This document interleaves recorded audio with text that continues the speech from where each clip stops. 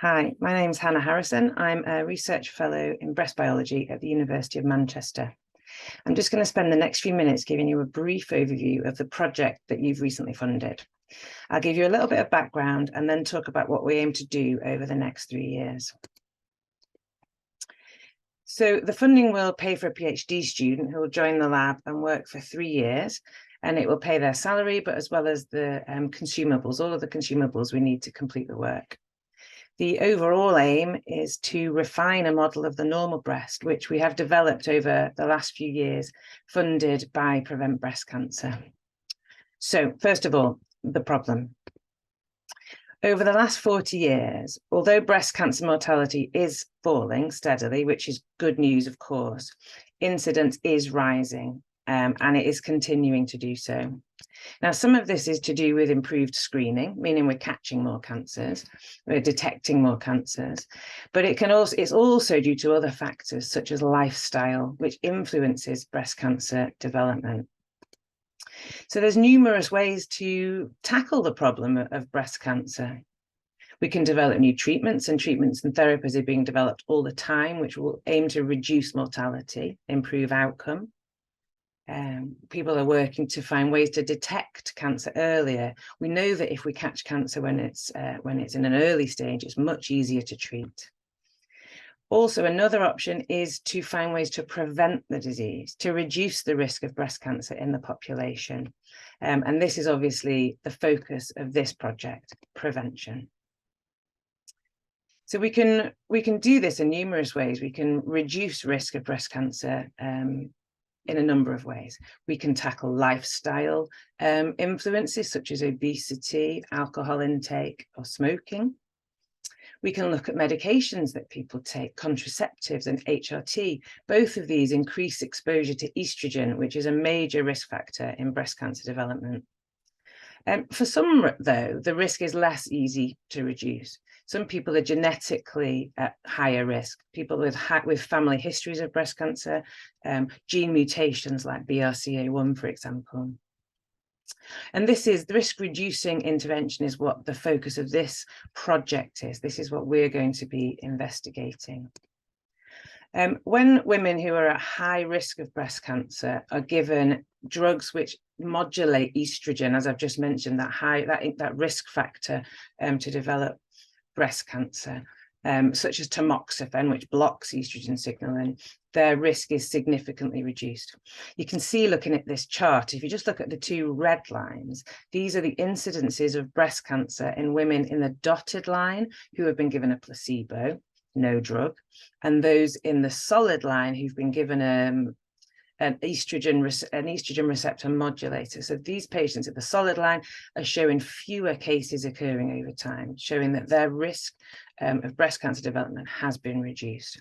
So great, we found a way to reduce risk. We give women tamoxifen. The problem, however, is that women don't really like taking tamoxifen, don't really want to take tamoxifen, especially not when they're well. They haven't yet developed breast cancer. And this is because these drugs, like tamoxifen, cause really serious, quite negative side effects. They cause mood swings and hot flushes, weight gain, to name but a few. So because of this, uptake is low. Women don't want to do it, and those who do start on tamoxifen treatment generally don't continue taking it. Adherence is very poor. So if we're going to use this as an approach, if we're going to use risk-reducing agents, we need to do it better. We need to find a better way. We need to find better agents that we can use. They need to be as good or better at reducing the risk. They need to have less or at least more tolerable side effects than tamoxifen. This will mean that there'll be more uptake and there'll be longer adherence to the treatment. To get a new agent into the clinic, though, there has to be extensive, rigorous preclinical testing. And a big problem we have is that the models that we have to do this in aren't great. The translation of things that we find in the lab to the patient is very poor. And this is because the current models don't really represent what's happening in the human body. They don't represent what's happening in the breast. So we aimed to overcome this issue by developing what we would call an organotypic model, a model which really closely represents the normal breast. The idea is that we would be able to use this and culture tissue and ask what we could do to change it and to influence it. And this model, which we developed with funding from Prevent Breast Cancer, we showed that we can culture tissue for over a week, and it can maintain the characteristics and the cell types of the tissue from where it came.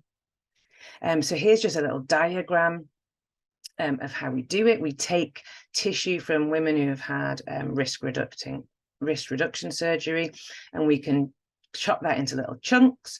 We can either freeze some or fix some for later analysis. But some of it we put into this culture. It's kind of a jelly-like substance that the tissue sits within. It's embedded within. It's called hydrogel. And that, along with the media that we put on top of it, you can see here in the red, gives all of the nutrients and things that the tissue needs to grow and to keep happy.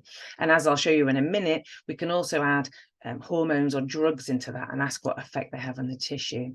We can then take that tissue back out at the end of the time period, and we can freeze or fix it for further testing. Just to kind of wrap up, what are we hoping to achieve? What are the outcomes we're predicting?